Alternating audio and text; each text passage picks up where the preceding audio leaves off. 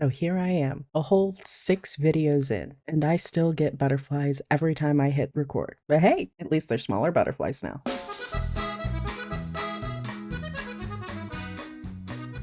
When I uploaded my first video, I thought I'd sound natural. Turns out, I sounded like a scared robot. But now, at my 6th upload, I probably still sound like a robot. But that's because I'm probably autistic. Now, if you're scared of public speaking or talking on camera, I've been there, and I've got some tips to help you level up. And stick around to the end of the video for a secret tip. Now, hi there. I'm Sloan. I'm a no sabo kid turned language learner, and I decided that part of what I wanted to do on YouTube was to show everyone what building a new language learning channel looked like. If you're nervous about public speaking or talking on camera, the good news is that just means that you care. You care about the quality of what you're putting out into the world. Even experienced creators feel it, including me. And I've done this a whole 6 times already. And no, we're not counting those streams back in 2020. And fun fact, the first video in my Refold series had to re-record it 3 times because of audio issues and me not liking how it sounded. And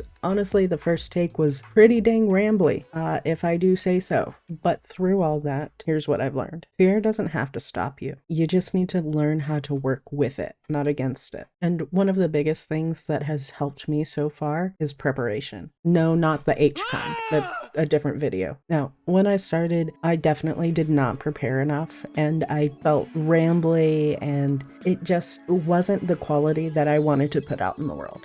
But in that time, I've started to develop a system for planning, writing, and then filming my videos. And as far as the writing goes, what I do is I will script out the intros and outros and specific things that I want to say, but everything else is just bullet points. Now, does this make for a shorter video because I don't speak very long on any specific bullet point? Maybe, but we're working on it. That's the next step. Also, the first 15 to 30 seconds everyone knows is the most important part of keeping people watching your YouTube videos. So first of all, practicing what you're going to say in that initial 30 seconds is crucial. And also, sometimes it's better to just leave it for the end of the recording. That way you're a lot more loose. You're not as worried about, oh, this is the first thing after I press record. I better be perfect about it. No, just record it at the end. It's fine. That's what editing is for. Also, change up your pacing. You know, I once lost a sales job because I spoke too slowly. That's just the natural cadence at which I speak. So there's not a whole lot that I can do to change that except practice. And I really didn't care enough about that job to practice. Sold water. You know how boring it is to sell water door to door? No one wanted it. Doing just a little bit of prep before you record not only makes you more confident, but also it saves you from having to re-record 5 times because you didn't like the previous take. Next, you want to just be yourself, but turn up the energy just a little bit. Smidge. Now, in my first videos, I was stiff and overthinking. Now, I'm still stiff and overthinking, but I'm more confident about it. Boo. You already made that joke. The easiest ways to go about doing this is to pretend that your camera is a friend that you normally ramble on to, or someone who just really loves what you have to say, or even pretend if you have a partner, pretend your camera's your partner and just talk at them. What are they gonna do? Tune you out? I don't have a partner. I'm not gonna make this joke. Also, smile more than feels natural. It translates on camera. I'm still working on this personally because I have just a smidge of RBF. Just a touch. But it's because my lips naturally turn down just a little bit. Also, using your hands and facial expressions. Those are supposedly things that translate well on camera if you've got a wider scope than here.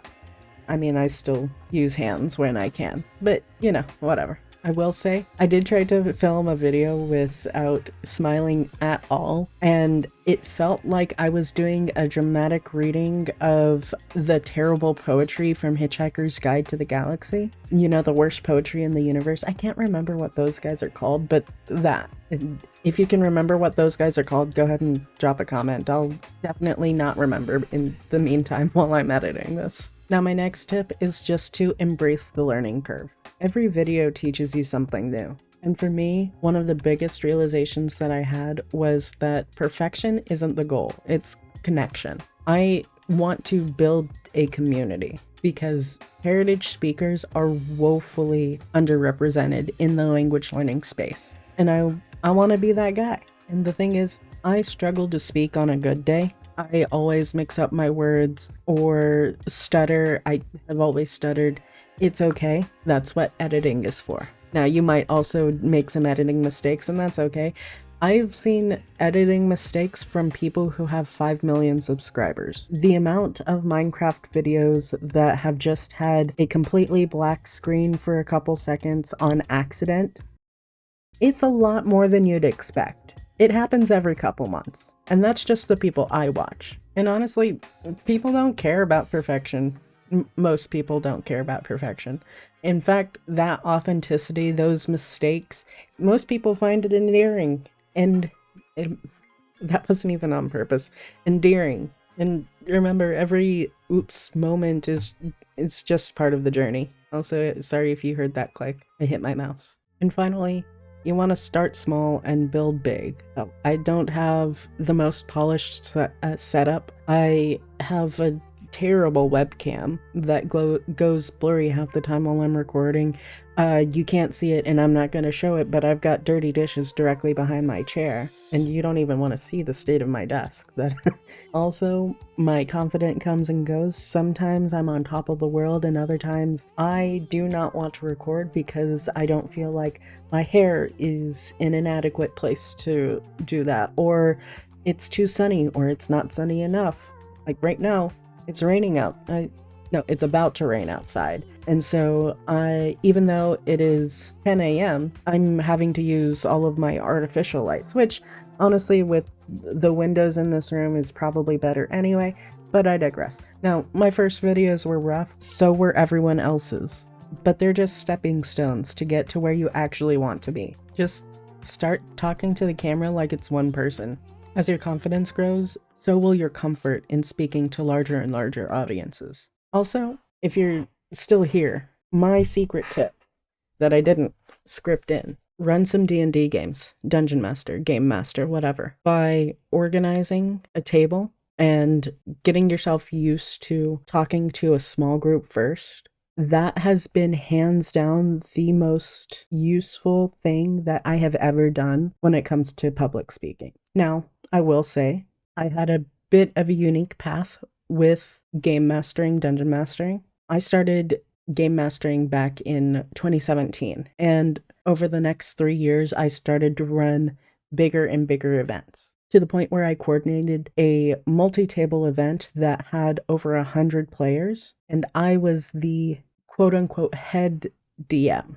The one that ran the entire cooperative event. Now, you don't have to get to that place. Although, if you have the opportunity, absolutely take it. It is one of the most rewarding things I've ever done in my life. But start with 3 or 4 friends. If you're all new, perfect. No one has any expectations. Just pick up one of the D&D box sets, if those are still around. I don't know what's still available now that the 2024 Player's Handbook is out. Whatever, but guide them through an adventure. It doesn't even have to be one that you've written yourself. Use a pre-existing adventure, but just treat this as preparation for your own videos. I promise it will help. It's definitely helped me. But yeah, in order to be more confident on camera, you want to just acknowledge the fear. You want to prepare smarter in order to reduce those nerves. You want to amplify your personality on camera, make yourself larger than life. Learn from your mistakes